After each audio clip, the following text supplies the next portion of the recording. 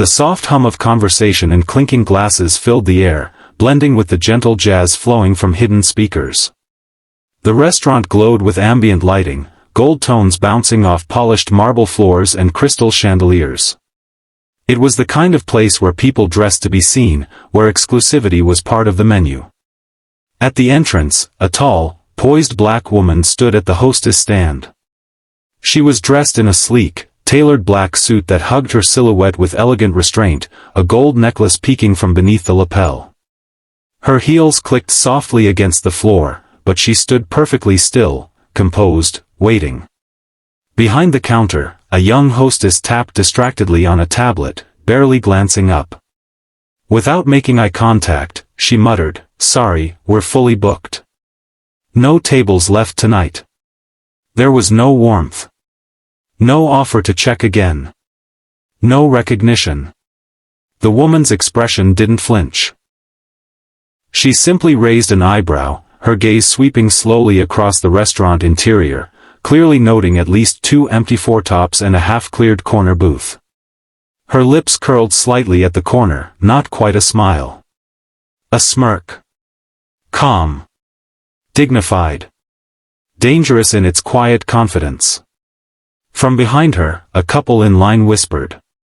"Wait a minute," said the man, nudging his partner. "Isn't that the owner?" The woman turned slightly, acknowledging the whisper with a knowing glance. She looked back at the hostess, who was now nervously tapping at her screen, perhaps realizing too late that something was off. The CEO didn't argue. She didn't raise her voice. She simply pulled out her phone, her thumb hovering over a contact named Operations Manager. The temperature in the room seemed to drop a few degrees. The reckoning had begun. The private office overlooked the dining floor below through a pane of tinted glass. Inside, the decor was minimalist yet refined. Mahogany desk, sleek white orchids, leather-bound ledgers stacked neatly to one side. But the energy in the room was tense, electric. The black CEO stood by the desk, her heels no longer tapping but planted firmly. In her hand, she held her phone to her ear, her voice low and commanding. "I want the regional manager, now. And get security ready." She didn't pace. She didn't yell. But her gaze, sharp and unflinching, was locked on a large wall-mounted monitor showing the restaurant's live CCTV feed. Camera 1 showed the hostess stand, where the young woman now chatted with a bartender, giggling between sneaky sips from a hidden flask. Camera 2 captured 2 waiters leaning casually against a wall, scrolling through their phones while guests waited too long to be served. Unaware that the woman they had brushed off now stood in full control, watching them from above like a silent storm ready to break. The CEO narrowed her eyes. Her lips were pressed into a firm line, but her nostrils flared with quiet fury. Every inch of her body radiated restrained power, not. The clatter of cutlery and hum of conversation died instantly as the glass double doors swung open with forceful grace. All heads turned. The CEO stepped onto the restaurant floor, no longer the patient guest but the commanding force behind every brick, plate, and paycheck in the building. She was flanked by 2 sharply dressed managers and a pair of stone-faced security guards. Her presence was magnetic, elegant but undeniable, like the calm before a hurricane. The staff froze mid-motion. The hostess stiffened behind the stand, her mouth slightly open. One of the waiters slowly lowered a wine bottle mid-pour, hands trembling. The CEO didn't raise her voice.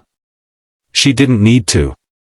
Her words were quiet but cut through the room like glass. "You're done," she said, her gaze locked on the hostess and 2 waiters. She pointed without hesitation. "Pack up and leave. Now." Silence. Then movement, small at first. The hostess stepped back, stunned. "Wait, what?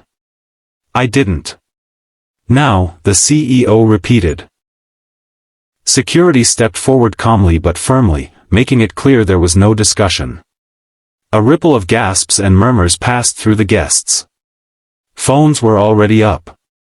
Cameras rolled. Social media was about to feast. "That's the owner," someone whispered from a corner booth, voice filled with awe. "She owns this place." The dismissed staff hesitated, but the CEO simply turned away, done with them. Their moment was over. Shock gave way to fear. Fear turned into regret. But by then, it was too late. The CEO walked toward her reserved table at the center of the restaurant. The same one they claimed didn't exist. The room remained hushed, reverent. The storm had passed, but no one would forget the thunder. The energy inside the restaurant had shifted entirely. What was once tense and awkward now buzzed with a strange, reverent excitement. Staff moved quickly, silently, and with precision, no longer casual or careless. Every napkin fold was crisp. Every wine glass shimmered. Every order was handled like a sacred task.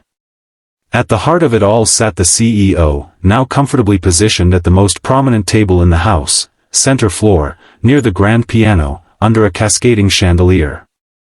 Her posture was relaxed, but her presence still commanded the entire room. She took a slow sip from her glass, then glanced toward the entrance, smiling. A young black family stood just inside, looking a bit hesitant. Two parents and their daughter, maybe 10 years old, all dressed nicely, but modestly. They hadn't planned to eat here tonight. The CEO stood, walked to greet them personally, and extended a hand. "I hope you're hungry," she said warmly. "You're my guests tonight." The little girl's eyes widened in delight. The mother beamed. The father nodded, stunned. The staff rushed to pull out chairs and set the table perfectly for them. Around the restaurant, guests whispered and pointed subtly. Some smiled. Others stared at their phones, watching the story unfold online.